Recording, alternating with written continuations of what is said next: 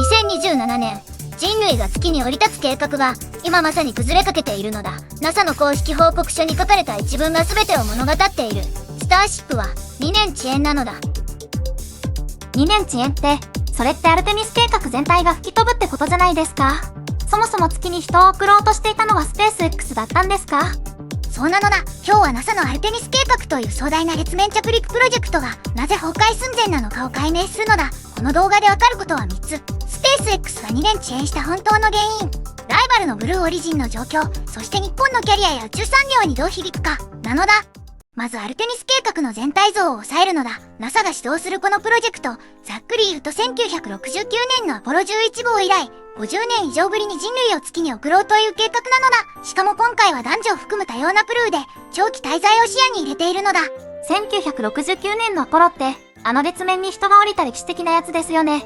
それから50年以上経ってもう一度行くって、なんか遅くないですか？その間に何があったんですか？鋭い疑問なのだ。アポロ計画は1972年に終了した。理由は予算削減と政治的優先順位の変化なのだ。その後50年、NASA は国際宇宙ステーション建設に注力して、月への有人飛行は棚上げ状態だったのだ。アルテミスはいわばリブートなのだ。でも今回は民間企業に月面着陸船の製造を委託した。ここが1969年との最大の違いなのだ。NASA が選んだ2社、それがスペース X とブルーオリジンなのだ。スペース X はイーロン・マスクの会社で、スターシップという全高120メートルの超巨大ロケットの月面版、高さ35メートルの月面着陸船を開発中なのだ。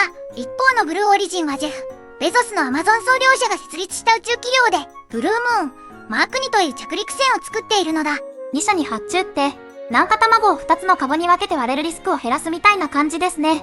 でもそれって逆に、どちらかが遅延した時に計画全体が止まる問題もありますよね。まさにその通りで、それが今まさに起きていることなのだ。では、なぜスペース X は2年も遅れたのか、ここを3段階で掘り下げるのだ。第1段階、表面的な原因は推進システムの技術的トラブルなのだ。スターシップの月面版は液体メタンと液体酸素を燃料とするラプターエンジンを搭載しているが、このエンジンの信頼性向上に予想外の時間がかかっているのだ。第2段階、より深い原因はイーロン・マスクの戦略的な気移りなのだ。マスクはスペース X を創業した2002年当時から人類を火星に移住させるという目標を掲げてきたのだ。ところがトランプ政権でリオ GE、つまり政府効率化省の長官に就任してから、マスクの関心は AI 開発にも分散している。僕の見立てでは、月面計画はマスクにとって NASA のお仕事であって、彼の本当の情熱である火星や AI ではないのだ。それって逆の見方もできませんか？マスクが NASA の仕事をしながら火星開発も同時並行で進めているなら、むしろ月面着陸の技術が火星にも活かされるって考えられませんか？面白い観点なのだ。確かに技術的には月面着陸の経験は火星にも生きる。ただ第3段階の構造的要因がある。NASA とスペース X の契約は固定価格型で、遅延してもスペース X の損失になる仕組みなのだ。つまりスペース X はリスクを抱えながら月の着陸船を開発し、同時に自社の火星計画も進めなければならない。リソースが二分されているのだ。これは BBC が指摘した問題でもあるのだ。さらにブルーオリジンも楽ではないのだ。NASA のインスペクター、ジェネラル、つまり監察総監室が2026年3月10日に発表した報告書によると、ブルーオリジンのブルームーン、マークには8ヶ月遅延、しかも2024年に特定された設計上の問題が今も解決されていないとされているのだ。でもこの話、まだ続きがあるのだ。実は日本の宇宙産業への直撃が待っているのだが、それは少し後で話すのだ。スペース X が2年、ブルーオリジンが8ヶ月遅延って、NASA は計画を見直す気はないんですか？2027年に月に降りるって言ってましたけど、それって現実的なんですか？ NASA の公式立場は、2027年は依然として目標なのだ。ただし NACIN 氏が BBC を引用して報じたように、この日程は複数の技術的障害が克服されることを前提にしているのだ。アルテミス III のシナリオはこうなのだ。まずオリオン宇宙船が地球軌道でスターシップ月面版にドッキングし、そこから月面へ降りるのだ。月面着陸船が2年遅れているなら、この全体スケジュールが後ろ倒しになるのは算数の話なのだ。ここで一旦整理するのだ。NASA のアルテミス III は2027年に月面着陸を目指している。着陸船を担うスペース X のスターシップは2年遅延。ブルーオリジンも8ヶ月遅延。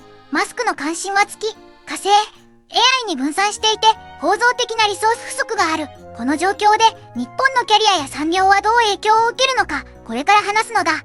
では日本の話をするのだ。宇宙開発という言葉を聞いてどこか遠い話に感じている人もいると思うのだが、実は就職、転職市場に直接響いている話なのだ。JAXA の月探査プログラム、SLIM が成功したことで、日本は月面探査の技術保有国となった。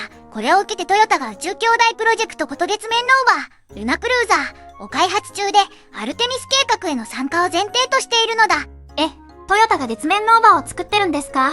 それってスペース X の遅延が直撃したら、トヨタの宇宙ビジネスも止まるってことですよね。それ、日本の就職市場にも波紋が広がりませんか？そうなのだ。具体的に言うと、宇宙関連エンジニアの求人は日本でここ3年で約 40% 増加している。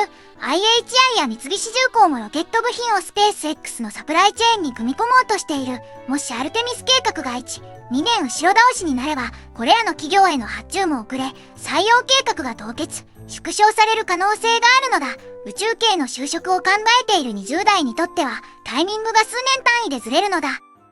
もう一つの視点として、教育、子育て世代に刺さる話をするのだ。アルテミス計画は、月面に高級基地を作る、というゴールがある。つまり今の子供たちが20代になる頃には、月に住む人間が存在する時代が来るかもしれないのだ。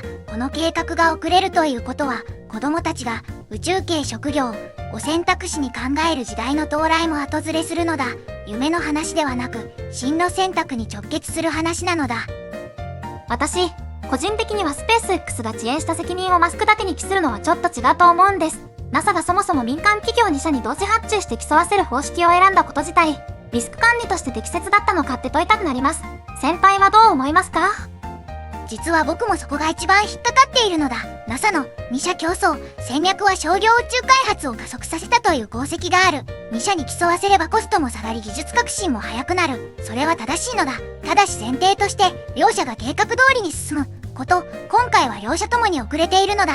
これは BBC も指摘した点で、公益目的の宇宙開発を民間に全部委ねることのリスクが露呈した事例なのだ。冒頭で NASA の公式報告書が、スターシップは2年遅延と認定したと言ったのだ。その衝撃の本質はここにあったのだ。月、火星、AI と次々と目標が変わるマスク、8ヶ月遅延のベゾス、そして2社に頼り切った NASA、3社が揃ってほころびを見せている。これがアルテミス計画の崩壊寸前の正体なのだ。では最後に未来予測タイムラインをお伝えするのだ。1ヶ月後のシナリオ、スペース X がスターシップのテスト飛行に成功すれば2027年は維持可能、失敗すれば2028年以降への延期が公式化されるのだ。3ヶ月後、NASA がアルテミス III の再スケジュールを発表する可能性が 50% 以上あると僕は見ているのだ。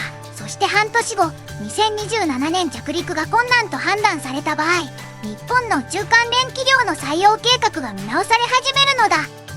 聞いてて思ったんですけど、2027年に間に合うか間に合わないか、視聴者の皆さんはどう予想しますか？